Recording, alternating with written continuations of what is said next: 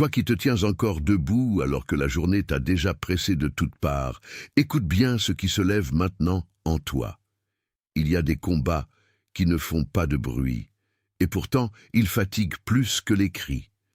Tu les connais, ces heures où ton corps avance pendant que ton cœur reste suspendu, comme s'il attendait une parole que personne n'a encore donnée. Aujourd'hui, cette parole vient vers toi avec douceur, mais aussi avec autorité.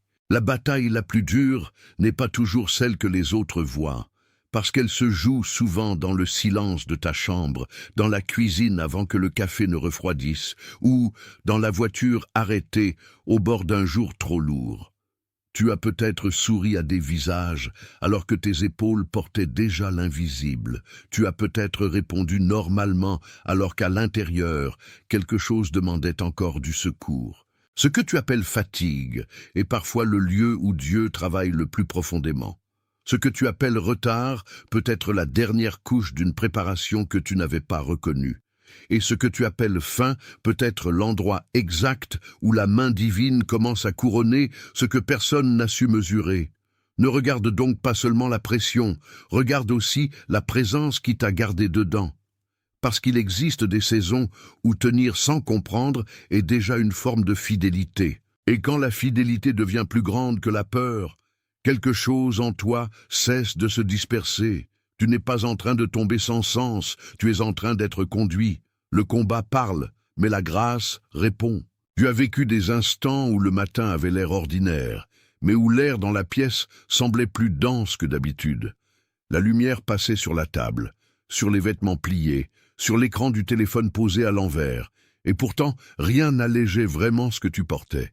Tu t'es levé avec une poitrine un peu serrée, comme si ton souffle devait demander la permission de revenir. Tu as senti tes mains aller et venir sans repos, chercher une tâche, une distraction, une raison de ne pas entendre ce qui remuait trop fort en toi. C'est là que la lutte devient vraie, quand elle n'a pas besoin de spectacle pour te fatiguer. Elle se cache dans les gestes simples, dans les silences de la maison, dans ce moment où tu regardes la même pièce et tu ne te reconnais plus tout à fait dans la manière de l'habiter.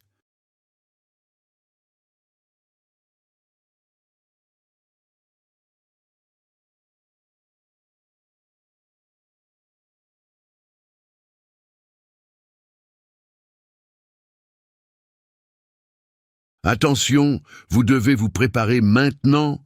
J'ai séparé un matériel pour ceux qui sentent que Dieu parle, mais ne savent pas quand, ni quoi, et vivent dans la peur de manquer le bon moment. Le calendrier secret des élus va vous donner cette clarté. Ce sont 7 secrets du calendrier du ciel, les marques temporelles que Dieu laisse dans la vie de tout élu, pour que vous reconnaissiez les signes, identifiez la saison dans laquelle vous vous trouvez, et voyez la date que Dieu a réservée pour vous avant qu'elle ne passe. Cessez d'appeler coïncidence ce qui est un signe de Dieu. Cessez de vivre selon l'horloge du monde, pendant que le ciel parle dans un autre temps. Cessez d'attendre sans savoir ce que vous attendez. Votre saison est en train de passer, et un élu qui ne reconnaît pas les temps de Dieu arrive non préparé précisément le jour du tournant. Plus de 10 000 élus ont déjà lu les signes et ont eu la conviction qu'ils cherchèrent depuis des années. Ils étaient comme vous, ils sentaient que Dieu avait quelque chose de prévu, mais ne savaient pas lire les signes. Ils vivaient dans l'attente silencieuse, et ils ont découvert que le jour était déjà dans le calendrier. Il suffisait de le reconnaître. L'offre est ouverte seulement ce mois-ci. Accédez au lien dans le commentaire épinglé maintenant, avant qu'une autre saison de votre faveur ne passe sans que vous vous en rendiez compte. Tu as peut-être appelé cela une mauvaise journée, mais certaines journées portent plus que leur propre poids. Elles révèlent le point exact où ton ancien langage ne suffit plus. Le psalmiste a connu ce genre d'heure quand il a parlé de marcher dans la vallée sans renoncer à la confiance. Et cette vallée n'était pas une idée abstraite. Elle ressemblait à des pas réels, à une gorge serrée, à un chemin où l'on avance sans voir loin devant soi. Tu n'as pas été placé dans cette tension pour être écrasé par elle. Tu y as été gardé pour apprendre une profondeur que la facilité ne donne jamais. Ce qui semble te retenir peut aussi te préserver. Et ce qui semble te ralentir peut être la main qui t'empêche d'abandonner ta propre promesse. Il y a un combat que tu ne résous pas par la vitesse, parce qu'il demande de la résistance, de la constance et une écoute plus fine que l'urgence. Tu as déjà essayé d'aller plus vite que ton cœur, et cela ne t'a pas rendu plus libre. Au contraire, cela a parfois accentué la fatigue, comme quand on empile des tâches sur un esprit déjà chargé. La chaise de la cuisine, le bord du lit, le siège du bus, tous ces endroits banals ont pu devenir des lieux de bataille intérieure. Tu t'y es assis avec une fatigue que personne n'a nommée, et ton silence parlait plus fort que tes mots. Il existe des moments où Dieu ne te retire pas tout de suite de l'attention, parce qu'il travaille aussi dans la résistance même de l'attention. Ce n'est pas une punition déguisée, c'est parfois une formation cachée. L'ancienne manière de lire tes retards te disait que tu étais en retard sur la vie. La nouvelle manière de lire ce temps te montre que tu apprends à ne plus courir derrière ce qui ne te porte pas. Tu ne perds pas quand tu refuses de te disperser. Tu gagnes en profondeur ce que tu aurais perdu en vitesse. Et plus tu laisses tomber la fausse urgence, plus tu entends la cadence juste. La couronne ne vient pas toujours avec du bruit. Parfois, elle arrive dans le calme, où ton âme cesse de se débattre contre ce qu'elle ne comprend pas encore. Tu as aussi connu cette forme de lutte qui se glisse dans les relations, dans les attentes des autres, dans les mots non dits, qui pèsent plus que des reproches. Quelqu'un a peut-être attendu de toi une force que tu ne pouvais pas afficher tous les jours. Quelqu'un a peut-être confondu ta retenue avec de la distance, alors que tu gardais seulement ce qui était encore fragile. Cela te laisse parfois avec une impression d'incompréhension, comme si tu parlais une langue que ton entourage ne savait plus entendre. Ton cœur, lui, a continué de battre au milieu de cette tension, parfois vite, parfois lourdement, comme s'il surveillait une porte restée entr'ouverte. C'est dans ce genre de moment que la vérité spirituelle devient très concrète. Elle n'est pas seulement dans les grands discours, elle se dépose dans le tremblement de tes mains, dans l'insomnie, dans la manière dont tu te réveilles avant l'aube, sans savoir pourquoi. L'opposition veut te convaincre que la lenteur est un échec, que la patience est une passivité, et que l'attente prouve un manque. Mais ce n'est pas ainsi que le ciel lit ton heure. Le ciel peut voir une construction pendant que toi tu vois seulement un délai. Il peut voir une racine qui s'enfonce pendant que toi, tu vois seulement un terrain silencieux. Le combat le plus difficile est souvent celui qui t'apprend à ne plus confondre bruit et puissance. Et ce que tu portes en secret est peut-être en train de devenir plus solide que ce qui se montre. Reste avec cela, car le poids que tu traverses n'est pas vide de sens. Tu as appris à sourire dans des lieux où ton âme se sentait moins sûre d'elle-même. Tu as appris à répondre aux messages, à ouvrir la porte, à poursuivre la journée, alors que quelque chose en toi demandait encore de rester assis un moment de plus. Ce décalage entre l'extérieur et l'intérieur épuise, parce qu'il te fait vivre sur deux rythmes à la fois. Il y a le rythme des obligations, et il y a le rythme plus lent de ce que Dieu est en train de soigner. Souvent, c'est là que la pression devient plus précise, non pas pour te casser, mais pour t'empêcher de continuer à porter une identité qui ne te correspond plus. Tu n'es pas fait pour survivre uniquement à force de serrer les dents. Tu es appelé à être renouvelé de l'intérieur, même si ce renouvellement commence dans une faiblesse que personne n'applaudit. Quand Paul a parlé de la force qui se manifeste dans la fragilité, il n'a pas parlé d'une théorie lointaine. Il parlait d'une expérience où le corps disait non et où la grâce disait encore. Cela ressemble à tes matins où les jambes vont mais l'âme hésite, à ces nuits où tu regardes le plafond en essayant de comprendre pourquoi tout semble si lent. L'opposition te dit que tu t'amollis. La vérité te dit que tu es en train d'être rendu plus vrai. Et parfois, être rendu plus vrai coûte plus que d'avoir l'air fort. Ce coup n'est pas une perte, c'est une purification. Le plus dur n'est pas toujours ce qui fait le plus mal.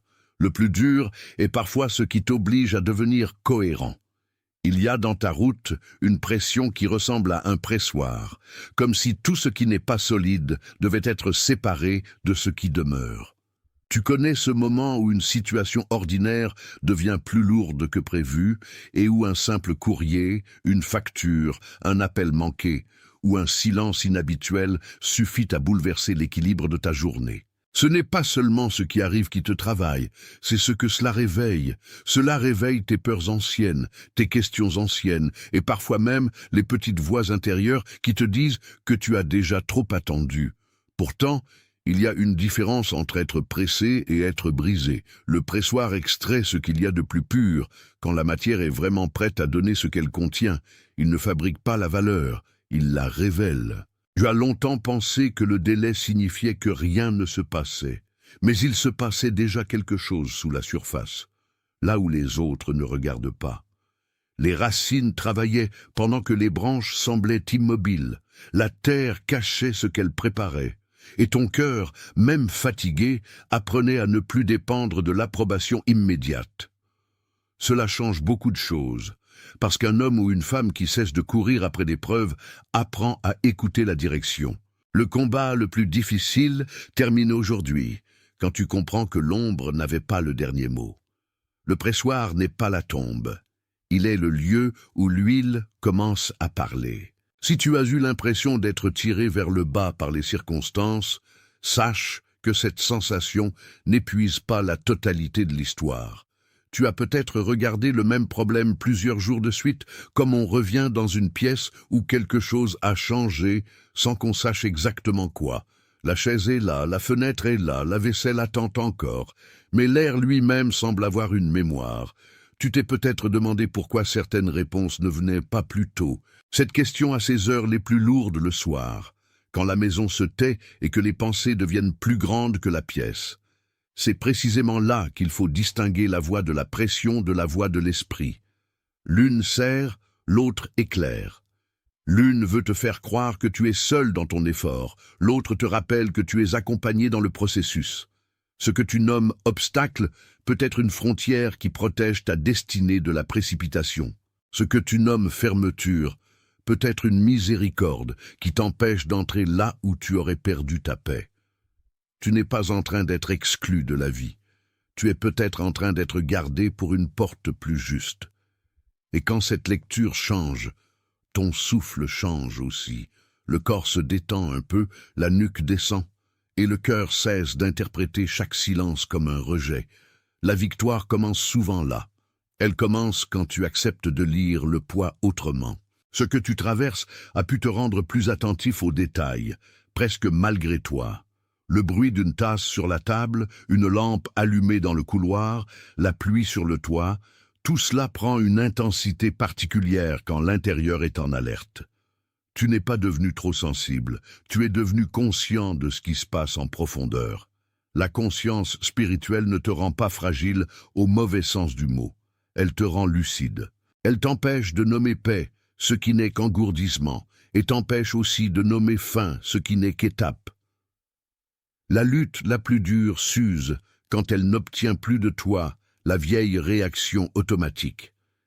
Elle perd de sa force quand tu refuses de l'interpréter avec les mêmes phrases qu'hier. À force de vivre, tu as appris que tout ce qui tarde n'est pas perdu. Tu as appris que tout ce qui se tait n'est pas absent. Et tu commences à voir que certaines portes ne s'ouvrent pas au moment où tu les frappes le plus fort, mais au moment où tu cesses de confondre force et agitation.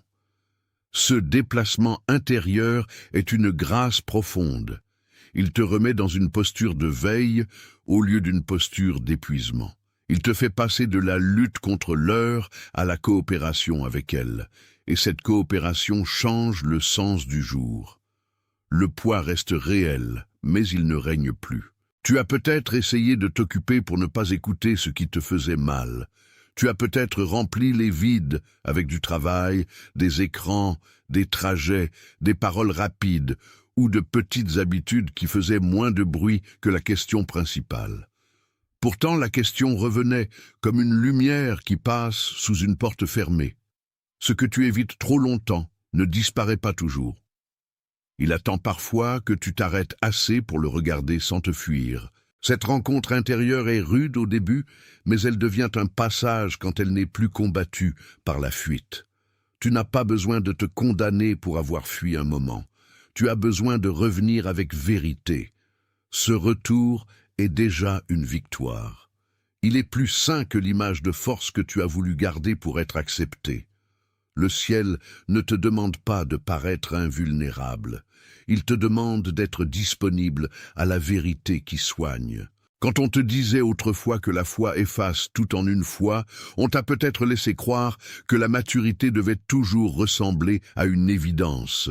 Mais la maturité réelle, c'est pleurer, attendre, respirer lentement et continuer de marcher.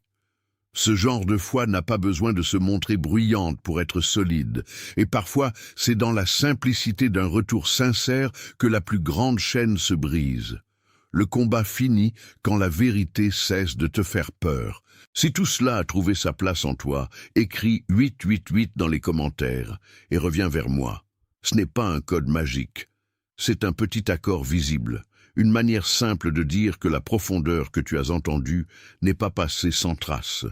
Quand tes doigts écrivent ce signe, ils marquent le passage entre la confusion et la reconnaissance. Il y a quelque chose de très humble dans ce geste, et pourtant il porte un sens réel. Tu n'as pas besoin de le compliquer. Tu n'as qu'à le déposer, puis revenir ici avec la même présence tranquille. Ce mouvement de retour compte, parce qu'il montre que tu ne laisses pas la parole s'éteindre dès qu'elle t'a touché. Le plus beau dans ce signe, c'est qu'il ne sert pas à impressionner. Il sert à reconnaître, et la reconnaissance est souvent la première forme de liberté.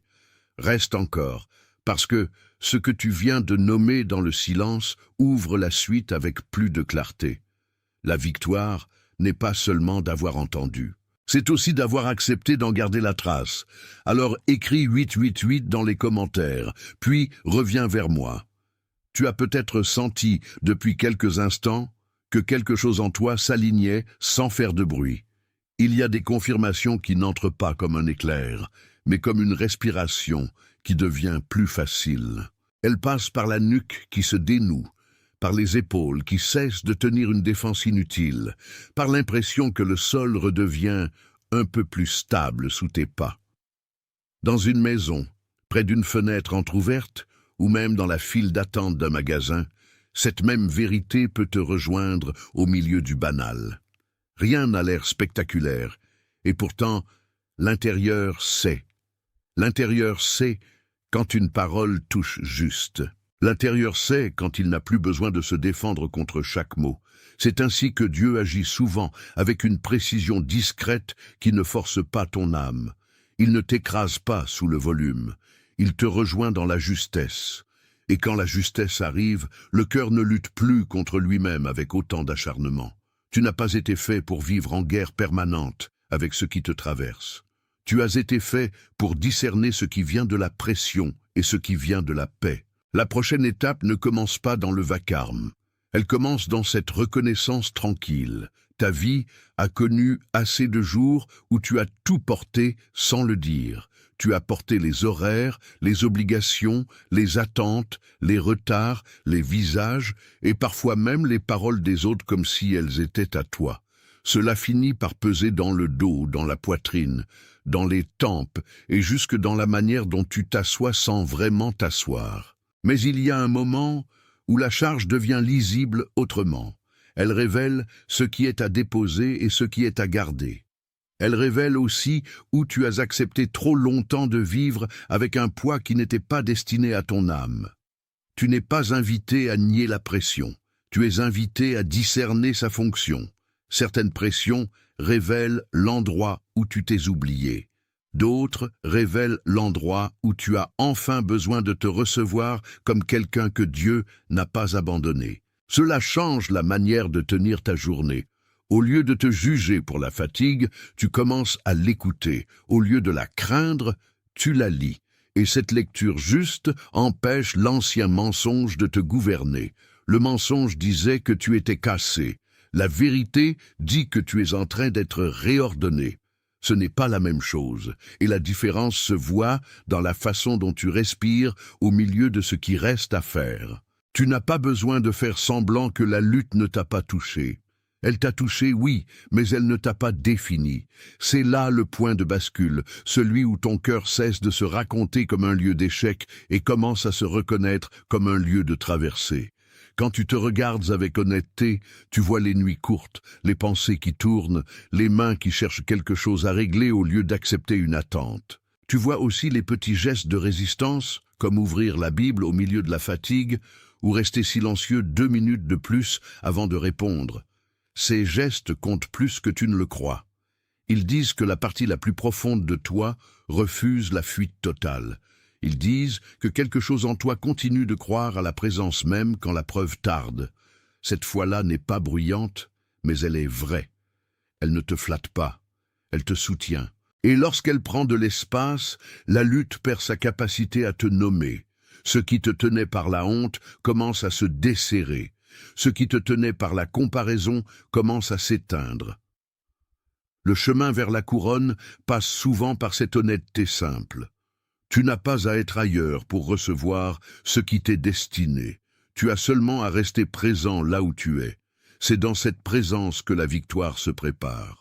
Il existe une manière très douce de tenir ferme, et elle ne ressemble pas à une posture figée. Elle ressemble plutôt à une branche qui plie sans rompre, à une porte qui résiste au vent sans quitter ses gonds. Tu as peut-être cru que rester ferme voulait dire ne rien ressentir, mais ce n'est pas cela. Rester ferme veut dire ressentir sans te perdre, attendre sans te dissoudre, traverser sans renier ce que tu sais être vrai. Dans ton quotidien, cela peut se voir dans un trajet répété, dans une assiette laissée sur la table plus longtemps que d'habitude, ou dans ce moment où tu te surprends à poser la main sur ta poitrine pour te calmer. Ces petits gestes corporels ne sont pas insignifiants. Ils montrent que ton être entier participe à la traversée. Ton corps garde la mémoire de ce qui l'a fatigué, mais il peut aussi apprendre la paix. Et quand il apprend la paix, ton regard devient moins sévère envers toi-même. L'opposition voudrait que tu te presses, que tu expliques tout, que tu justifies tout, que tu réagisses à tout. Mais la sagesse te ramène à un rythme plus juste. Le combat n'est pas gagné par celui qui s'agite le plus. Il est traversé par celui qui ne lâche pas sa place intérieure. Et ta place intérieure se fortifie quand tu la laisses respirer devant Dieu. Peut-être que personne n'a vu le nombre de fois où tu as recommencé à l'intérieur sans que rien ne change encore dehors. Peut-être que tu as dû reprendre la même prière avec moins de force, la même promesse avec plus de larmes, le même chemin avec moins de certitude visible. Cela ne signifie pas que tu tournes en rond. Cela signifie que tu n'as pas laissé le découragement décider à ta place. Il y a une différence entre répétition vide et persévérance féconde. La première use, la seconde façonne. Quand tu reviens à Dieu avec ce que tu as encore, même si cela semble petit, tu ne reviens pas les mains vides. Tu reviens avec ton attente, avec ton souffle court, avec ta fatigue honnête, et cela compte. Cette offrande-là est plus vraie que beaucoup de paroles parfaites. Elle dit « Je suis encore là ». Elle dit « Je n'ai pas fini de croire ». Elle dit « La nuit ne m'a pas appris à me taire devant la lumière ».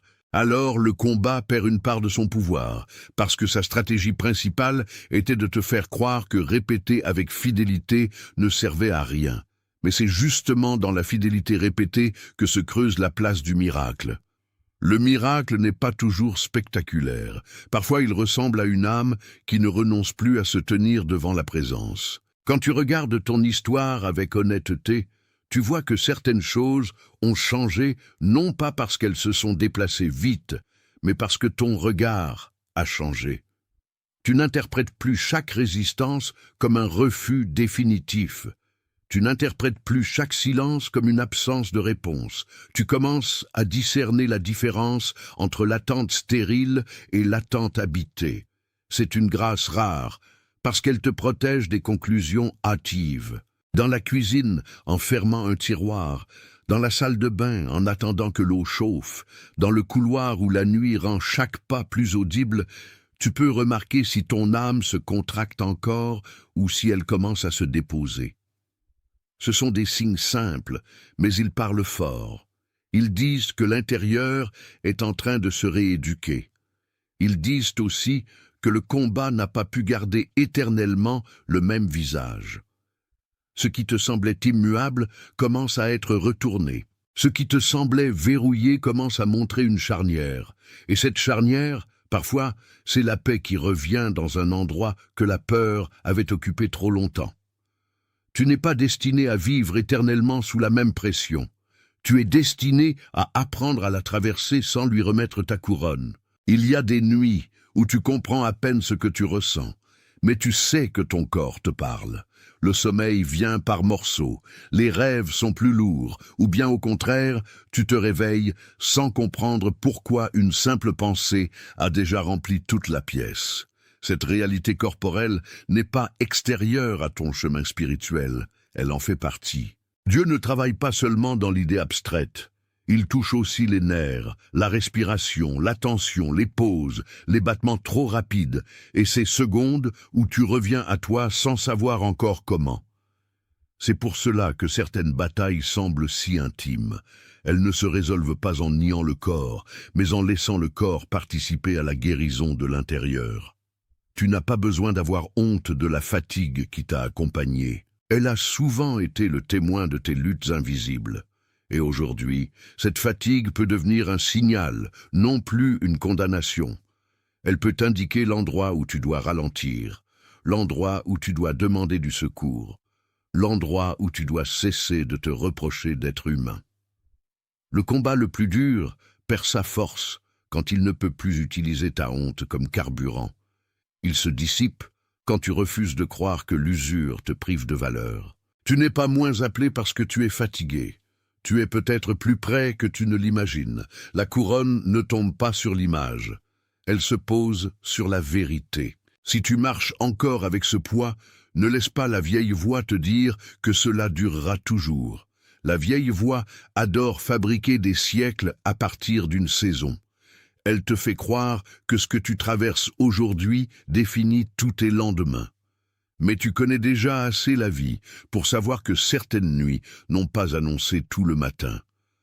La douleur a une mémoire bruyante, la promesse a une mémoire plus profonde. L'une t'informe du présent, l'autre t'oriente vers ce qui vient. Et lorsque tu te rappelles cela, tu cesses de traiter ton actuelle fatigue comme une prophétie. Elle devient un passage.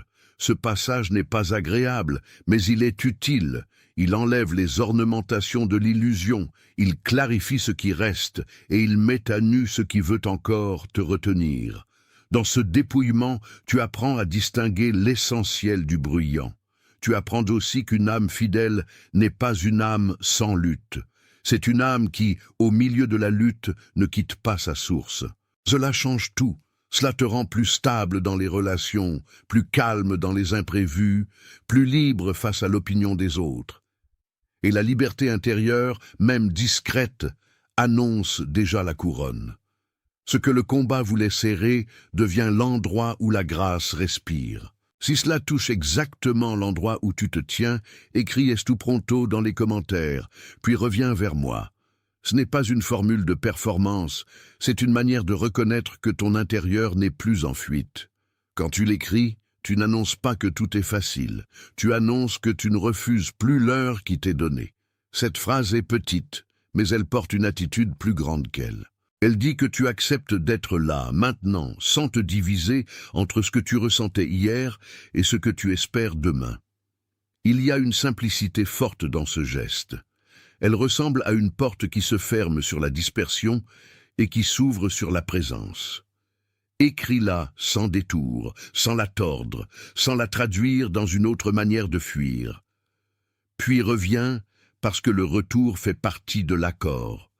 La reconnaissance n'est pas complète sans le retour. Et le retour prépare la suite, là où la parole devient plus personnelle encore. Alors écris Estu Pronto dans les commentaires, puis reviens vers moi. Tu sais, il y a des confirmations qui viennent au moment où l'on cesse de forcer le ciel à parler plus fort. Elles arrivent comme une lampe qu'on ne remarque qu'une fois la pièce suffisamment calme. Ton corps les perçoit avant même que tes pensées les expliquent. Une détente dans le ventre, une respiration qui descend, une manière différente de regarder le même mur, le même couloir, le même écran. C'est là que la vérité d'Ève Attention, vous devez vous préparer maintenant. J'ai séparé un matériel pour ceux qui sentent que Dieu parle, mais ne savent pas quand ni quoi, et vivent dans la peur de manquer le bon moment. Le calendrier secret des élus va vous donner cette clarté. Ce sont 7 secrets du calendrier du ciel, les marques temporelles que Dieu laisse dans la vie de tout élu, pour que vous reconnaissiez les signes, identifiez la saison dans laquelle vous vous trouvez, et voyez la date que Dieu a réservée pour vous avant qu'elle ne passe. Cessez d'appeler coïncidence ce qui est un signe de Dieu. Cessez de vivre selon l'horloge du monde, pendant que le ciel parle dans un autre temps. Cessez d'attendre sans savoir ce que vous attendez. Votre saison est en train de passer, et un élu qui ne reconnaît pas les temps de Dieu arrive non préparé précisément le jour du tournant. Plus de 10 000 élus ont déjà lu les signes et ont eu la conviction qu'ils cherchèrent depuis des années. Ils étaient comme vous. Ils sentaient que Dieu avait quelque chose de prévu, mais ne savaient pas lire les signes. Ils vivaient dans l'attente silencieuse, et ils ont découvert que le jour était déjà dans le calendrier. Il suffisait de le reconnaître. L'offre est ouverte seulement ce mois-ci. Accédez au lien dans le commentaire épinglé maintenant, avant qu'une autre saison de votre faveur ne passe sans que vous vous en rendiez compte.